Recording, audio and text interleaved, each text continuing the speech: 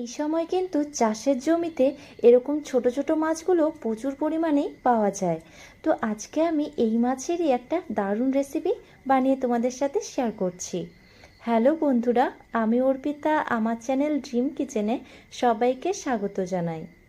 এখানে কিন্তু বেশ কয়েক রকমের মাছ মিক্সড করা আছে। এখানে আছে পুঁটি মাছ, সাথে আছে খলিচা মাছ, আর আছে ল্যাটা মাছ, আরও ছোট ছোট অনেক ধরনের মাছ আছে।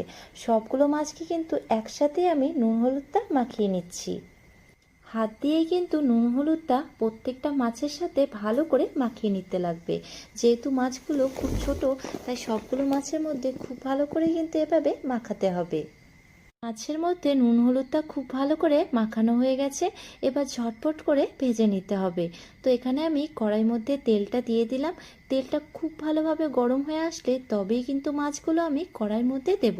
এই মাছগুলো কিন্তু ভাজার সময় খুব সাবধানেই ভাজতে হবে, নয়তো মাছগুলো কিন্তু পুরোই গুঁড়ো হয়ে যাবে। তাই তেলটা খুব ভালো করে গরম করে নিয়ে তবেই কিন্তু মাছগুলো কড়াইয়ের মধ্যে দেবেন। মাছগুলো তো কড়াইয়ের মধ্যে দিয়ে দিলাম। এবার সবগুলোকে এভাবে কিন্তু ছড়িয়েই দিতে হবে। তো চারপাশে আমি এভাবে ছড়িয়ে দিচ্ছি। এবার মাছগুলোকে মিডিয়াম আঁচের মধ্যে ভেজে নিতে হবে। তো মাছগুলো এক সাইডটা কিন্তু খুব ভালো করে ভাজা হয়ে গেছে। এবার মাছগুলোকে এভাবে সাবধানে কিন্তু উল্টে দিতে হবে। যেহেতু ছোট মাছ, তাই কিন্তু সাবধানে এভাবে ভাজতে হবে। আর এগুলো যদি ভেঙে যায় তাহলে কিন্তু মাছগুলো খেতে একদমই ভালো লাগে না। মাছগুলো আমার দুই সাইডটা কিন্তু ভাজা হয়ে গেছে। এবার একটুখানি তেলের মধ্যে ভালো করে নড়বড়িয়ে এগুলোকে আমি তুলে নেব। আর এভাবে আস্তে আস্তে করে ভাজতে থাকবেন, দেখবেন কোনোটা মাছও কিন্তু ভেঙে যাবে না। তো মাছগুলো আমার ভাজা হয়ে গেছে। এবার এগুলোকে আমি তুলে নিচ্ছি। একই রকম প্রসেসে কিন্তু আমি সবগুলো মাছকেই ভেজে নিয়েছি।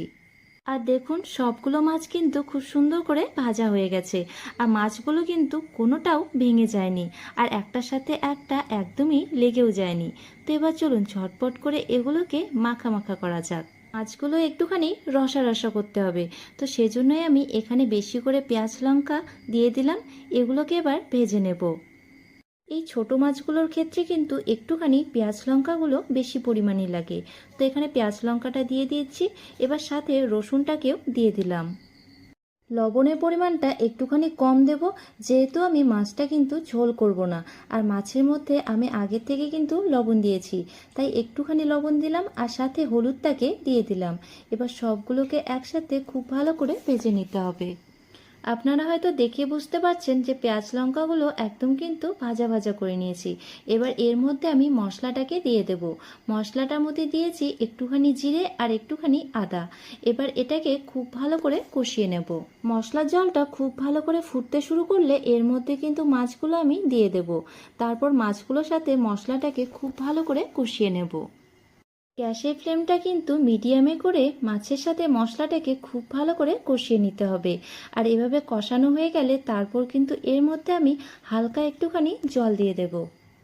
সাধারণত আমরা মাছের সাথে কিন্তু মশলাটাকে কষাই না, তবে এই মাছটার ক্ষেত্রে মশলার সাথেই মাছটা খুব ভালো করে কষিয়ে নিতে হবে। তো মাছটা এখানে আমার খুব ভালো করে কষানো হয়ে গেছে। আর এখানে আমি হালকা একটুখানি জল দিয়ে দিলাম। এবার জলটা মাছটার সাথে খুব ভালো করে ফুটে আসলেই এটা কিন্তু আমার একদম রেডি হয়ে যাবে। এই ছোট মাছগুলো কখনোই কিন্তু ঝোল করতে যাবেন না, তাহলে কিন্তু খেতে একদমই ভালো লাগবে না।